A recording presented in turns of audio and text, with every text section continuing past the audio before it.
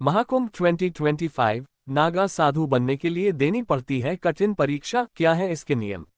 नए साल में जल्द ही महाकुंभ की शुरुआत होने वाली है। इस बार महाकुंभ प्रयागराज में लग रहा है। इस मेले का आयोजन 12 साल पर ही किया जाता है।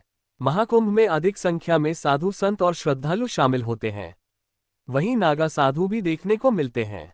नागा साधु बनने के लिए कठिन परीक्षा का सामना करना पड़ता है।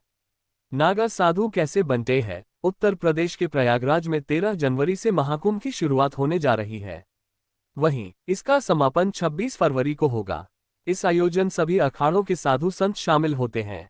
वहीं नागा साधु भी अधिक संख्या में महाकुंभ में स्नान करते हैं। क्या आपको पता है कि नागा साधु कैसे बनते हैं?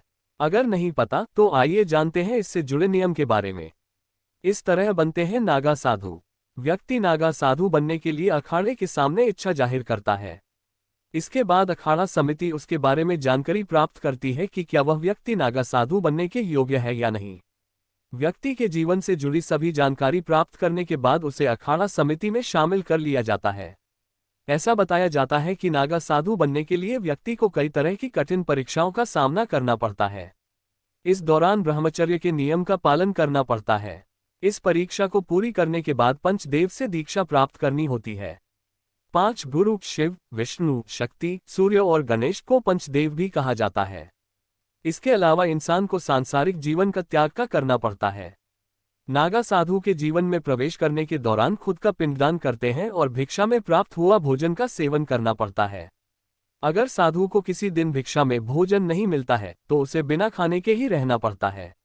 नागा साधु बनने के बाद जीवन में कभी भी वस्त्र धारण नहीं करते हैं, क्योंकि वस्त्र को सांसारिक जीवन और आडंबर का प्रतीक माना जाता है। इसी वजह से वह अपने शरीर को ढकने के लिए भस्म का इस्तेमाल करते हैं। इसके अलावा नागा साधु कभी भी किसी के सामने सिर नहीं झुकाते हैं और न ही किसी की निंदा करते हैं। नागा साधु बड़े सन्यासियों के सामने सिर झुकाते हैं। ऊपर बताए गए सभी नियम का पालन करने के बाद इंसान नागा साधु कहलाता है।